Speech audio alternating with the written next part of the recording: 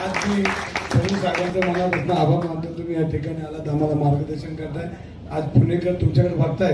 तुम्ही देशामध्ये ज्या पद्धतीने काम केलंय ते देशाला अभिप्रेत काम असलेले काम आहे. आणि तुम्ही आज जे युवकांना जे संभाषण करणार आहेत त्याच्यामध्ये तुम्ही दिलेले संदेश हा पुण्यातून देशामध्ये जाणार आहे.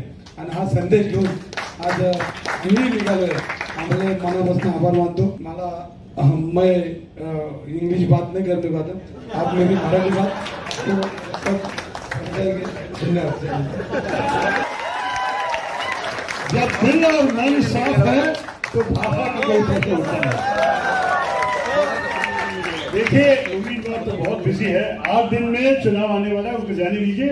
लेकिन 8 दिन में आप लोग सब याद रखिएगा उनको जरा आके वोट देने के लिए. मैं इसलिए आया हूं उनको समर्थन करने के लिए और आप लोगों से वोट मांगने के लिए.